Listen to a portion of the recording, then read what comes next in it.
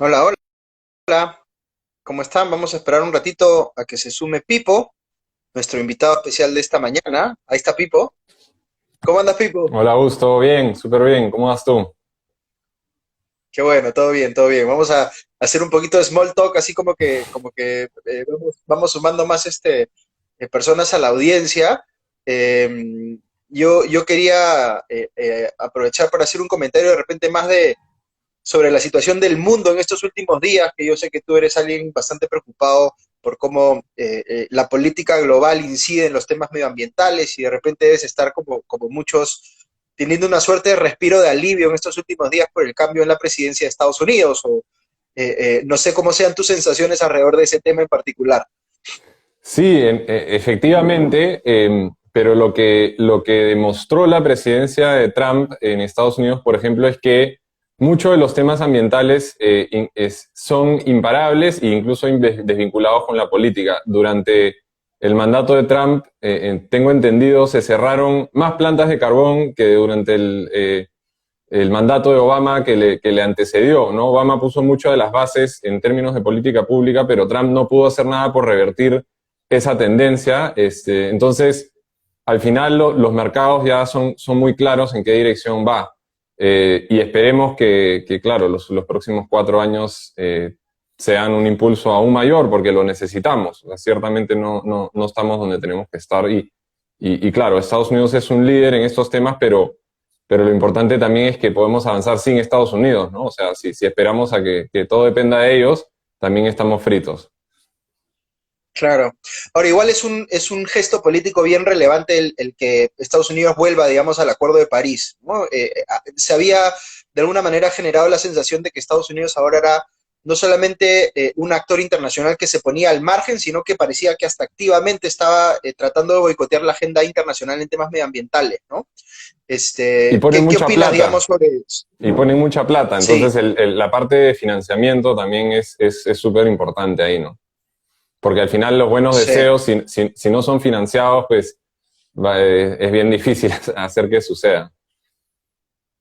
claro.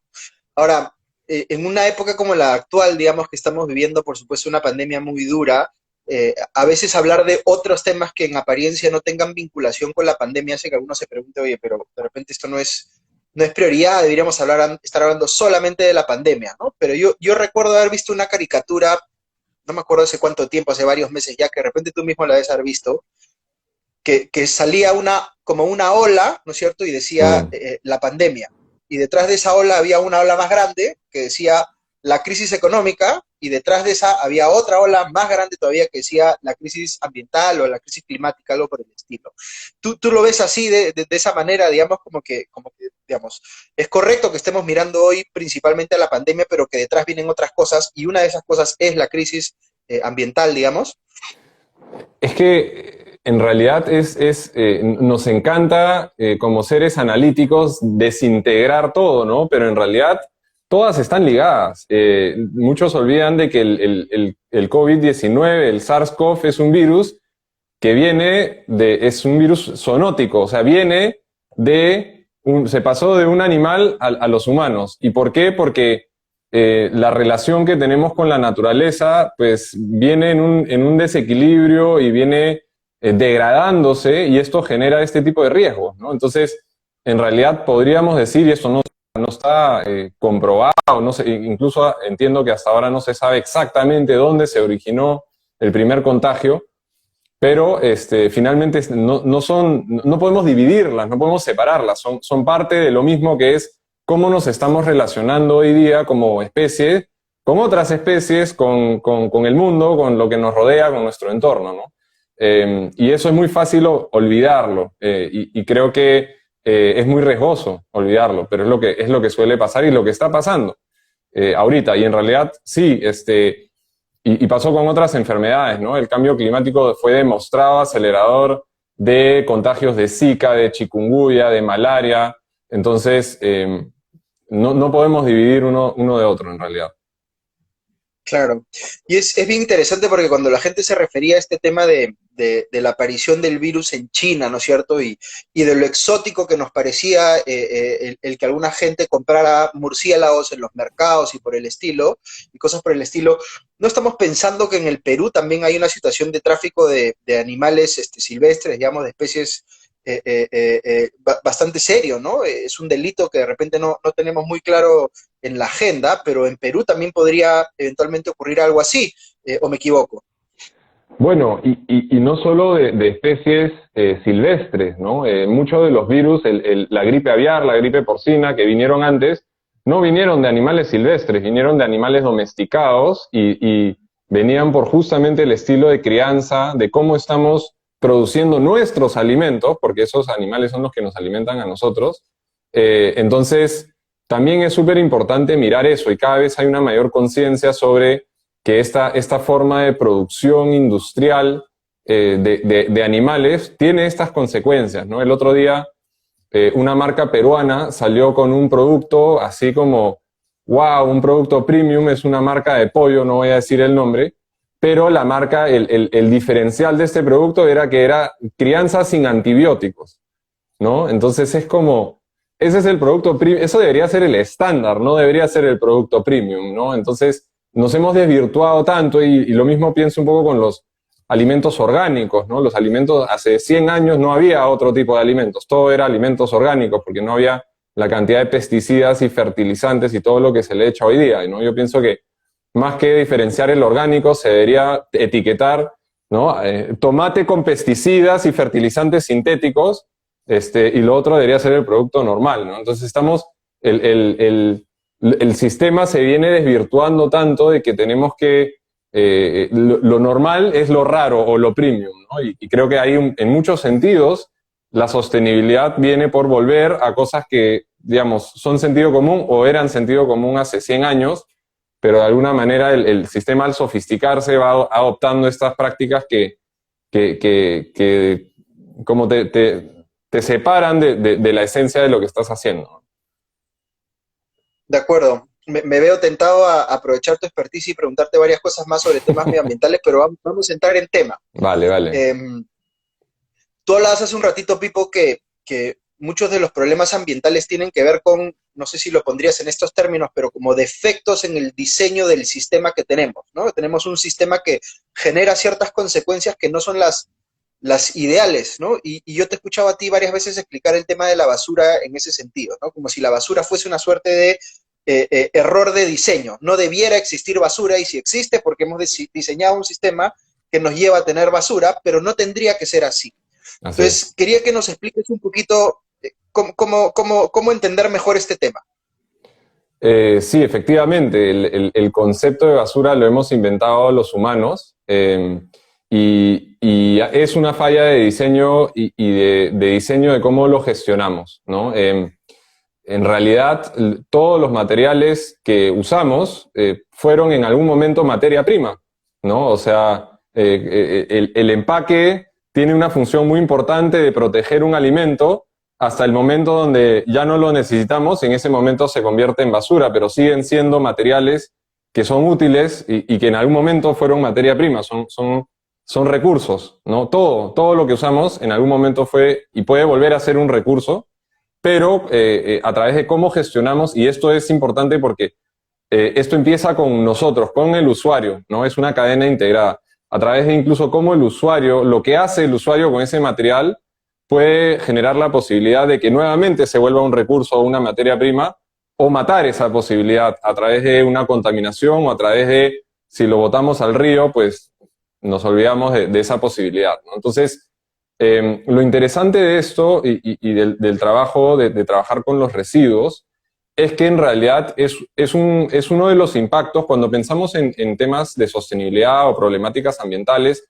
Si yo te hablo de la deforestación de la Amazonía, tú me dices, qué terrible, qué preocupante, pero lo ves súper lejano. Si yo hablo del cambio climático, que estamos cambiando el clima del planeta, tú lo ves como algo súper abstracto. Incluso los gases de efecto invernadero son invisibles y están por ahí flotando en la atmósfera, y eso hace que sea muy difícil actuar sobre esos temas. Pero el tema de los residuos es uno de los temas ambientales que es súper concreto todos nosotros que estamos aquí ahora producimos residuos todos los días, es algo innegable, por lo tanto, todos podemos hacer algo para cambiar esa realidad todos los días. O sea, realmente es algo donde nosotros tenemos ese poder de poder hacer un cambio desde nuestra acción individual. Y obviamente eso repercute también en los otros problemas. Si nosotros usamos más eficientemente los recursos que tenemos en nuestro pequeño ecosistema, en nuestra ciudad, por ejemplo, se reduce la presión sobre los recursos de la Amazonía.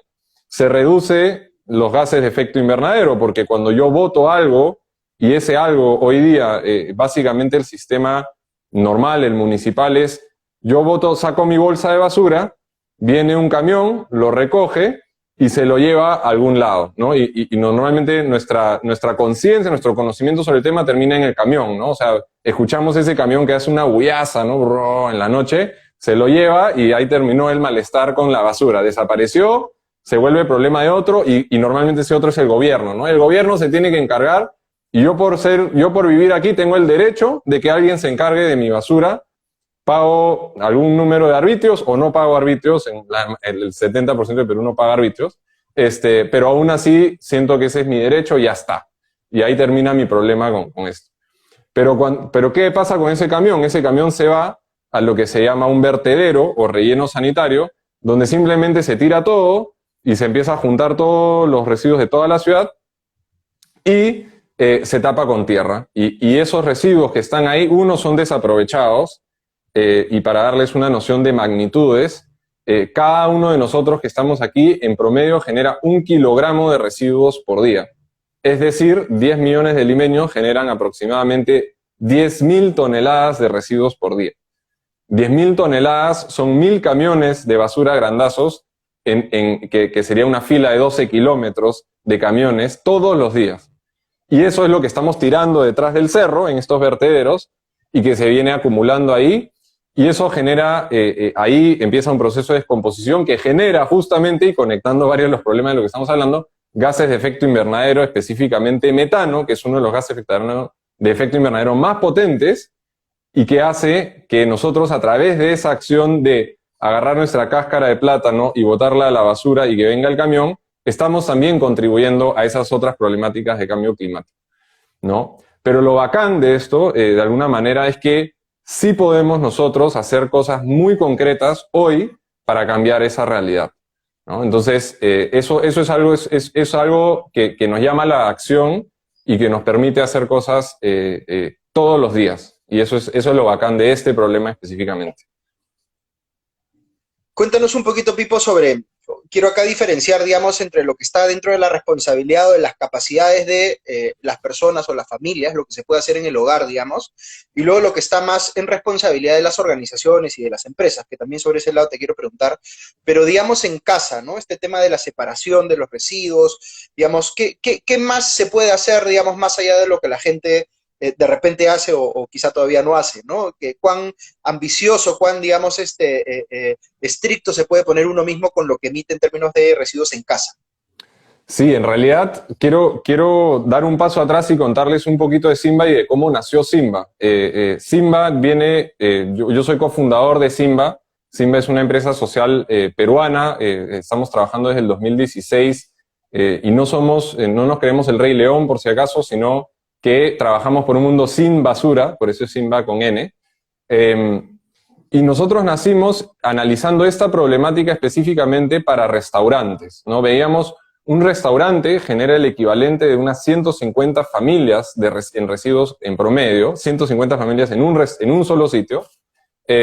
Por lo tanto, veíamos que hay un gran problema y cuando íbamos donde los restaurantes nos decían, oye, me encantaría hacer algo, pero la verdad es que eso no es mi negocio, no sé cómo hacerlo, y nadie me ha ofrecido una solución, ¿no? Y eso es un poco lo que pasa con estos temas, ¿no? Muy poca gente se mete a trabajar en esto, o se metía, cada vez somos más, y eso es algo muy positivo, y por lo tanto necesitamos que las organizaciones, y creo que ese es el rol de los emprendimientos como Simba, y de muchos otros, ofrezcamos esas soluciones, que son todas las soluciones existen.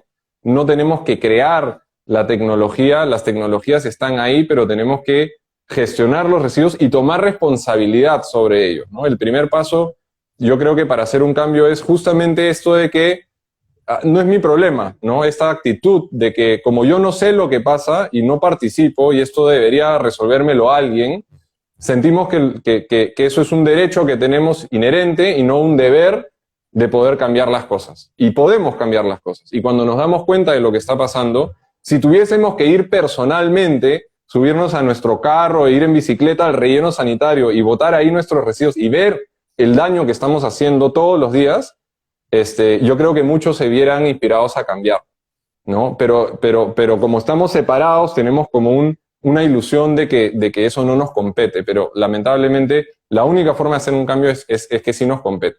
Y ahí entran otras organizaciones que nos pueden ayudar a hacer ese cambio y por eso decidimos fundar Simba, porque nos dimos cuenta, pues falta alguien que te dé esa solución, ¿no? Y si esperamos a que el gobierno lo resuelva, pucha, espera sentado, porque en realidad van muchas décadas y no lo han podido resolver, ¿no? Y muchas veces no son los municipios, por ejemplo, no son las entidades más eficientes y sobre todo continuas, porque viene en 4 años otro municipio y todo lo que puede haber avanzado una gestión se puede ir al tacho. Entonces, decidimos que no era suficiente esperar a que el gobierno nos resuelva el problema, decidimos fundar Simba para justamente aportar soluciones en este campo. Y una de las soluciones que hemos lanzado justamente que la pandemia nos inspiró a lanzar fue de pasar de un servicio pensado en empresas a también un servicio para hogares, ¿no? Y por eso lanzamos en noviembre Hogares Sin Basura como una manera de que hoy día que estamos más en casa que nunca, realmente podamos hacer algo desde casa también y acercar esa solución también a los hogares con un modelo sostenible que nos permite reaprovechar hasta el 90% de los residuos comunes que se generan en un hogar, es decir, reducir nuestra basura en un 90%, aprovechando los residuos orgánicos, los residuos inorgánicos reciclables como el plástico, vidrio, cartón, metales, etc. Lo que no se puede reciclar lo puedes meter en lo que se llama un ecoladrillo, que es una botella con residuos compactados que se usa para construir obras sociales, y también un dolor de cabeza que tienen muchas personas, que es el aceite vegetal usado. Nadie sabe qué hacer con mi aceite, ¿no? Y muchos lo terminan botando o al caño, donde contamina el agua, o a la basura, donde se va al relleno sanitario y pasa todo lo que les conté hace un ratito. Entonces, estamos tratando de desarrollar una solución que les permita a ustedes vivir sin basura, básicamente, ¿no? Entonces, estamos muy emocionados de poder llevar esto a las familias peruanas. Ya tenemos un grupo importante de familias, ya son más de 30 familias en un poco más de un mes que se han sumado, pero obviamente queremos que sean muchas más. Buenazo. ¿Y eso cómo se da en la práctica, digamos? ¿Cómo una familia o una persona que nos puede estar escuchando que quiere recibir ese servicio, cómo llega a eso? Lo más fácil es entrar a nuestra página web, que es Simba, con N de nariz, simba.pe, y hay en la barra superior hay una sección que dice Hogares. Haces clic ahí está toda la información y simplemente hay un botón que dice suscribirse. Haces clic ahí, llenas tu información, nos ponemos en contacto y empezamos el proceso, ¿no? Algo que sí debo decir, porque creo que sí es importante, es que el servicio tiene un costo. Nosotros para poder financiar toda la logística y todo lo que está detrás para que esto suceda, tiene un costo. Es un costo que empieza desde 59 soles mensuales. Estamos tratando de que sea el menor costo posible, pero eso te incluye que te damos materiales de capacitación, te acompañamos siempre, tenemos un grupo donde resolvemos tus dudas sobre, oye, esto se recicla, esto no se recicla. Es muy importante empezar, darle un tiempito a aprender, porque eso es algo que enriquece, creo, incluso la vida familiar. Si uno tiene hijos, aprender con los hijos, aprender. Tengo un amigo que le ha enseñado a sus abuelos cómo gestionar sus residuos. Entonces, es una experiencia que hacerlo en familia es muy rico. Entonces, damos la capacitación, damos el conocimiento del acompañamiento continuo, damos los materiales, te entregamos un balde para que lo puedas llenar con tus residuos orgánicos. En cada recojo, es un recojo semanal, recogemos el balde y te dejamos otro para que simplemente tú tengas que encargarte de llenarlo y nosotros limpiamos ese balde y te lo traemos lavado la vez siguiente. Entonces, la idea es que esto sea fácil, ¿no? Que esto sea una solución sencilla, práctica, y que que tengan todos los recursos a la mano para que puedan incorporar esto en sus vidas y adoptar un estilo de vida más sostenible, haciéndonos cargo de ese impacto directo que tenemos, ¿no? Se me ocurre que hace sentido por lo que tú decías que las personas que viven, por ejemplo, en edificios o en quintas, en lugares donde hay varias familias, pueden juntarse de repente, digamos, quizás hasta contratar colectivamente el servicio, ¿no? Para tratar de aprovechar al máximo el hecho de que ya está viniendo alguien a recoger las cosas, ¿no es cierto? Esa es la idea. Entonces, el servicio, si tú tienes un hogar aislado, solo, digamos, donde tus vecinos por ahí todavía no se animan, empieza en 99 soles mensuales, pero ya si sumas a un vecino, baja a 69 soles mensuales. Y una vez que sumas a 3 vecinos más, o sea, a partir de 4 hogares o más, baja a 59 soles mensuales, ¿no? Entonces, justamente lo que queremos es generar ese incentivo para que te pases la voz con tus vecinos, en tu edificio, ¿no? Porque lo que buscamos es que esto se contagie, el reciclaje se contagie positivamente, y que más familias se puedan sumar y que se sigan sumando y que sigan teniendo incentivos para seguir sumando a los vecinos.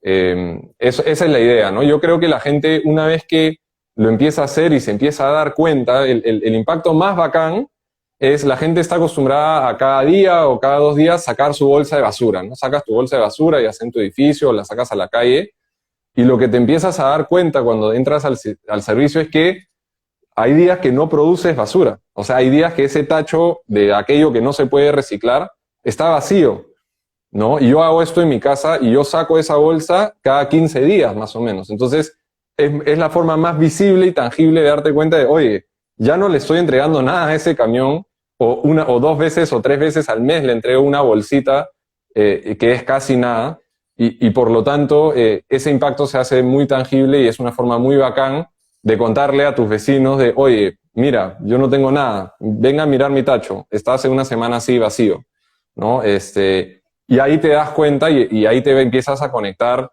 con todas las otras piezas, ¿no? Algo que también es importante es que todo el servicio de recolección es operado por recicladores que integramos en el sistema. Es parte de nuestro modelo de inclusión social el trabajar justamente con las personas que ya tienen todo el expertise y la experiencia trabajando en esto.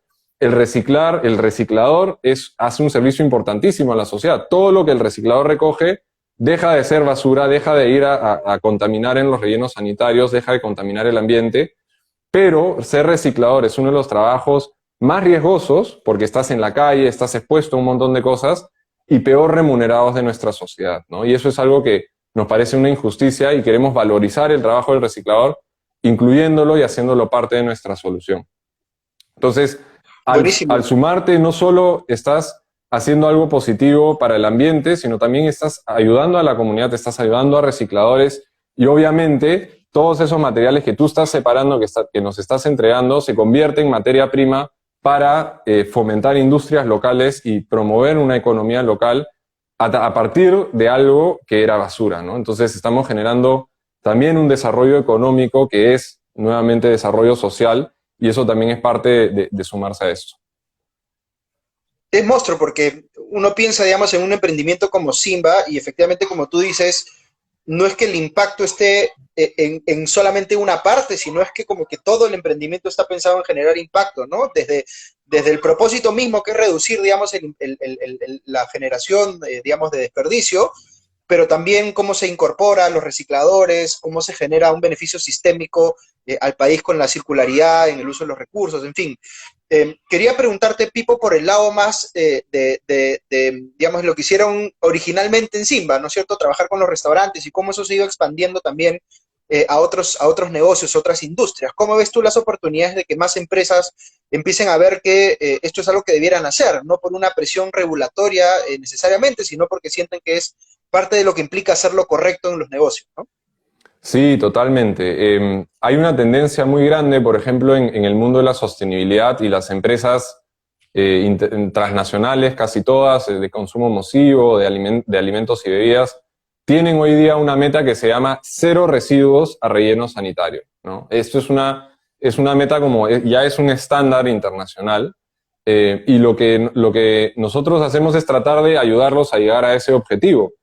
Hoy lo puedes hacer en tu casa, pero obviamente, como bien dices, empezamos con empresas, empezamos con el mundo de los restaurantes, que como contaba es un gran generador de residuos en nuestras ciudades, pero eso se fue expandiendo, nos empezaron a llamar de colegios, nos empezaron a llamar de industrias que tienen comedores, empezamos a trabajar con hoteles, con supermercados. Entonces, en realidad los principios que ustedes pueden aplicar en sus casas son los mismos que debemos aplicar, por ejemplo, en un negocio, ¿no? Y hoy en día estamos buscando, de hecho, siendo completamente sincero, nos ha ido mucho mejor trabajando con empresas transnacionales que con empresas peruanas, por ejemplo, ¿no? Y estamos buscando que ese liderazgo, esos estándares puedan aterrizar en la empresa peruana y que desde el Perú podamos generar ejemplos, como decía al inicio, ¿no?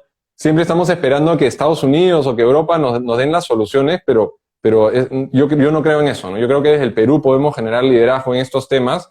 Este es un tema donde podemos generar un liderazgo muy importante y las empresas, todas las empresas hoy deberían tener una meta de ser, así como todas las personas, ¿no? Deberíamos tener una meta de 0 residuos a relleno sanitario. O sea, eso es parte de hacia dónde tenemos que ir si queremos pensar en que este planeta va a seguir siendo viable en los próximos 50 o 100 años. Y lo podemos hacer, ¿no? Lo bacán es que todas las soluciones, todo lo que necesitamos hacer hoy día existen y nosotros queremos aportar a que eso se masifique, básicamente.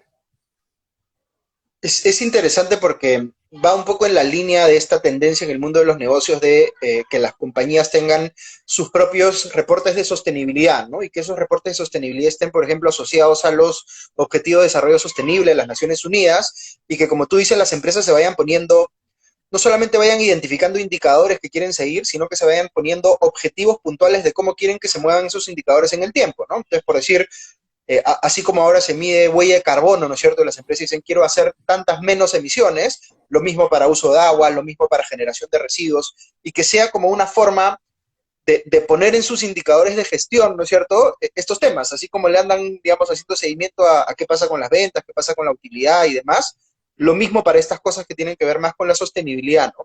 Ahora, una de las cosas que trato de pensar ahí es, cuando hablamos de la casa, del hogar que tú mencionabas hace un rato, eh, un agente de cambio importante son los niños y las niñas, digamos, ¿no? O sea, porque vienen ya con una conciencia sobre estos temas imbuida, digamos, en la escuela, que cada vez es más fuerte, ¿no? Yo escucho a mis hijos todo el día hablando de estas cosas porque se las andan diciendo en el colegio todo el tiempo.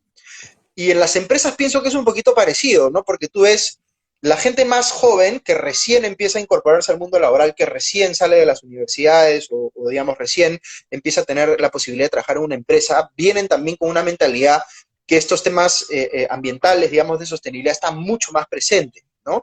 Y parece que fuese un cambio que viene como bottom-up, ¿no es cierto? Como que la gente nueva está forzando esos cambios en quizás los directivos más altos de las compañías que tienen una mentalidad digamos, anterior, no quiero juzgar negativamente, ¿no es cierto? Hay directivos que simplemente empezaron a trabajar en otras épocas donde estas cosas no eran tan relevantes, ¿no es cierto? Y más bien han tenido que ir poniéndose al día, ¿no? ¿Cómo has visto tú, por ejemplo, en ese sentido, Pipo, porque has trabajado con varias empresas, digamos, ese proceso de transformación dentro de la compañía, ¿no? ¿Cómo sientes que ha habido gente que se ha comprado el pleito y que han tenido que ir luchándola poco a poco para que, digamos, los tomadores de decisiones, la gerencia general, los directorios, etcétera, digan, ok, me voy a comprar este pleito y aunque me pueda costar un poquito la adaptación al inicio, lo vamos a hacer, ¿no? ¿Cómo has visto tú, digamos, esos procesos de transformación dentro de las compañías? Es difícil, y lo que nos pasa a nosotros mucho es que hacemos una presentación, les contamos todo esto, a todo el mundo le hace sentido, porque creo que esto es algo que cuando lo ves y graficado es algo de sentido común, a todo el mundo le hace sentido, dicen que bacán, pero implica hacer un cambio, ¿no? Y en las organizaciones, y especialmente organizaciones grandes, todo cambio implica una inversión de energía, normalmente implica una inversión de recursos también, implica una inversión en capacitación para cambiar ciertos hábitos que están ya instalados, ciertos protocolos, ciertos procedimientos, la operación, etcétera. Muchas veces son cambios muy chiquitos, pero digamos, el humano tiene una resistencia al cambio natural, ¿no? Es la filosofía del ¿para qué cambiar algo que he venido haciendo tanto tiempo y no necesariamente me ha generado problemas, ¿no? Entonces, sí siento, la respuesta es un poco, mira, qué bacán, qué chévere lo que hacen, me encanta, pero no es el core, ¿no? Nuestra operación es, no sé, vender comida, no, ya los residuos como que si me explota en la cara ya me empezaré a preocupar por esto. O es un área, también lo que hemos visto es que lamentablemente muchas veces el área de medio ambiente, sostenibilidad, es un anexo al negocio, no es una filosofía transversal en la operación, sino es como que tienes el negocio y luego tienes el área de sostenibilidad que hace algunos proyectos chiquitos, ¿no? Y eso al final hace que sea mucho más difícil instalar estos cambios que, como digo, pueden ser cambios pequeños, pero que sí requieren de un compromiso, de una convicción, de una decisión, básicamente, ¿no? Y el llegar a esa decisión a veces sí requiere bastante energía. Ahora, cuando la compañía, y esto nos pasa mucho, cuando la compañía tiene una meta clara hacia donde tiene que ir toda la compañía, por ejemplo, nosotros trabajamos con Procter & Gamble hace casi desde el inicio, y ellos tienen una meta global de que en todas sus operaciones tienen que ser 0 residuos a relleno sanitario, ahora, o sea, no en el año 2030, ¿no? Ya. Y tienes que hacer todo por llegar y todos los años se mide y se reporta esa meta. Ahí no hay duda, o sea, la decisión está tomada, simplemente están buscando el cómo vamos a lograr eso, ¿no? Y creo que ese norte es un poco lo que falta en las empresas y que no sea un tema, y hablaste de la huella de carbono, ¿no? Yo creo que hoy día decir 0 emisiones netas en una empresa, ya esa decisión ya no se tendría que tomar. Todos deberíamos estar buscando cómo llegamos a eso. Y aquí es lo mismo, ¿no? Entonces, lamentablemente, esa decisión siento que todavía no está tomada en muchas empresas y por lo tanto llegamos a este punto donde qué bacán, qué chévere, pero, no sé, me cuesta 5 soles más que lo que hago hoy, entonces, bueno, pues me voy por lo más barato, ¿no? Entonces, ahí es un poquito el reto, yo creo, ¿no? Pero el reto de entender la importancia, el reto de actuar sobre eso y de tener una decisión ya tomada y claro, cuando la decisión llega desde el gerente general, desde un directorio, obviamente todo es más fácil y se alinea a la organización rápidamente. El tema es que estos temas normalmente no están en la agenda de un gerente general, de un directorio, o todavía son temas muy secundarios, ¿no? Y ese es el reto que tenemos de aquí en adelante para que esto sea un estándar, ¿no? Sea algo que no se discute ya como algo bacán que estoy haciendo. Debería ser un escándalo el no hacerlo, creo yo. Sí, ahí yo creo que lo que pasa también muchas veces en los negocios es que hay esta disyuntiva entre sustentar una decisión de hacer algo así como lo que estamos conversando ahora, sobre la base de un business case, ¿no es cierto? Y pedirle, digamos, al gerente financiero que haga el análisis de si el ahorro que se va a generar va a compensar la inversión, ¿no es cierto? Que yo creo que está bien, es un camino válido, ¿no? Pero luego está la otra posibilidad de entenderlo más como una suerte de responsabilidad moral, si se quiere, o ética de las compañías o de las personas que lideran las compañías, ¿no? Porque hay cosas que uno tiene que hacer que cuestan, o de repente cuestan al inicio, ¿no es cierto? Y eso puede generar una suerte de inhibición, la gente piensa que mejor no hacerlo ahora, hay que hacerlo después y demás. Pero aquí creo que sí se necesita, digamos, que los líderes empresariales sientan que hay responsabilidades que van más allá de lo que únicamente está sustentado en términos financieros, digamos, ¿no? Que hay compromisos que se tienen que asumir, que son compromisos, como les decía, más en términos éticos, ¿no es cierto? Y que tienen que también, si es que las compañías, como ahora se habla mucho, ¿no es cierto?, quieren verse a sí mismas como organizaciones con propósito, agentes de cambio positivo en la sociedad. Estos son statements que no deben quedar solamente en el marketing, ¿no es cierto? Tienen que mostrar que las compañías o los líderes que están dispuestos a asumir los costos iniciales que esto pueda tomar, sin ser muy altos, digamos, pero algunos, lo que habrá, ¿no es cierto? Porque realmente creen en el tema que está en el trasfondo, ¿no? Y eso creo que también mucha gente se ha preguntado alrededor de la pandemia, ¿no es cierto? Porque como ha habido dificultades económicas, muchas empresas que hablaban mucho de su interés y su vocación de incidir en una serie de temas, súbitamente han dejado de hacerlo porque, digamos, ese compromiso no era tan real, digamos, ¿no? Entonces, yo lo que quería preguntarte ahí, Pipo, es un poco sobre cómo cómo le ha ido el ecosistema del emprendimiento social y ambiental en el Perú, ¿no? Y tú eres un referente en estos temas, has ganado el desafío Cunan con Simba, ha sido indudablemente un año difícil para mucha gente, pero ¿cómo sientes que digamos, lo ha sobrellevado el ecosistema todavía pequeño de emprendimiento social y ambiental que tenemos en el Perú? ¿Cuán resiliente ha sido?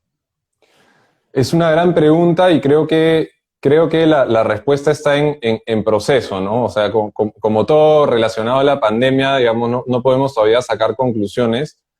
Para nosotros ha sido muy duro porque nuestro mercado principal eran las empresas, como los restaurantes cerrados, hoteles cerrados, colegios cerrados, etcétera, ¿no? Entonces, como muchos, o sea, somos finalmente empresas que damos servicios, que vendemos productos, y a menos que estemos en el negocio de la educación online o el delivery, de repente la pandemia probablemente no nos haya favorecido. Sin embargo, sí he visto que se ha mantenido la actividad. Se ha lanzado una iniciativa que se llama Próceres del Bicentenario, por ejemplo, que es como un programa de aceleración de empresas, de 21 empresas sociales, que está muy interesante. Nosotros somos parte también de una red que se llama Agora, que es una red de emprendimiento social en América Latina, y hemos recibido apoyo de parte de entidades internacionales de todo tipo, ¿no? Que se han juntado justamente para poder dar una red de soporte a empresas sociales para que éstas no mueran, ¿no? Como hay muchos años de esfuerzos queriendo impulsar este ecosistema y la idea es que pueda seguir surgiendo. Pero la verdad es que es un momento de mucha incertidumbre para todos, pero creo que también las crisis son oportunidades. Las crisis son muchas oportunidades. En nuestro caso, yo creo que si no fuera por la pandemia, probablemente no habríamos lanzado este servicio para hogares, ¿no? Entonces, al final, el que todos estén en casa, cocinando en casa, comiendo en casa, trabajando en casa, hace que la problemática de los residuos en las casas se haya magnificado y la gente se haya dado cuenta, estando más en su casa, oye, yo no estoy haciendo nada, ¿no? Y en realidad, en parte, nosotros lanzamos esto porque nos llegaban muchas solicitudes. La gente nos escribía diciendo, oye, quiero hacer algo, ¿qué hago? ¿Tienen algún servicio para casas? Y en algún momento dijimos, sí, o sea, hagámoslo, no necesariamente porque creamos que sea ahorita un gran negocio, ¿no? Porque, por ejemplo, para nosotros, pues, ir a una empresa grande puede ser mucho más interesante a ese nivel que atender a 100 pequeñas casitas que tienen un montón de micrologística, pero simplemente porque sentíamos que teníamos una solución, la gente la estaba pidiendo y buscamos viabilizar un modelo para que eso ocurra, ¿no? Entonces, sí a veces las crisis pueden ser muy buenos impulsos a la innovación y eso creo que se ha visto en muchos campos. Para nosotros ha sido una realidad el que nos ha forzado a pensar un poquito en qué más podemos hacer y qué más podemos hacer en este contexto y qué más podemos hacer también para que la gente que son nuestros, digamos, nuestro círculo de impacto, como los recicladores, como los pequeños agricultores con los que trabajamos, tampoco sean perjudicados porque a nosotros no nos vaya tan bien, ¿no? O sea, poder mantener ese impacto y que no se caigan también esos esfuerzos era también una fuente de motivación muy importante y lo sigue siendo porque todavía no estamos, digamos, en el nivel de actividad que quisiéramos y tenemos mucho por hacer.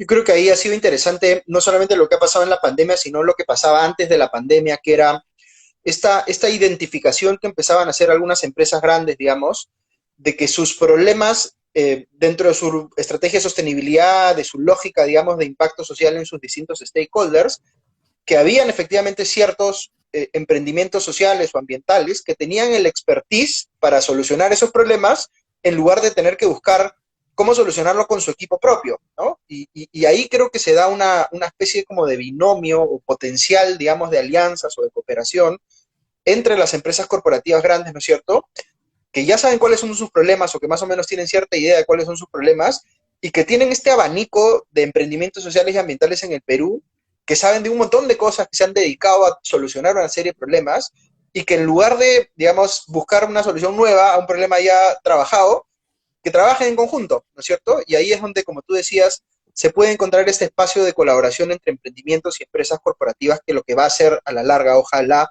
es darle ese sustento, digamos, esa posibilidad no solamente de sobrevivencia, sino de creciente impacto en el tiempo al ecosistema todavía incipiente de emprendimientos sociales y ambientales que tenemos en el Perú y por el cual, como tú bien dices, hay que luchar, ¿no? Así que nada, Pipo, yo creo que hemos tenido una conversa bien, bien larga sobre varios temas, con muchos puntos interesantes que, por supuesto, nos ha encantado que nuestras audiencias te hayan podido escuchar. Igual vamos a darle más difusión luego a estos temas, porque a nosotros en Comité de Lectura nos interesa mucho el tema del impulso del emprendimiento social y ambiental.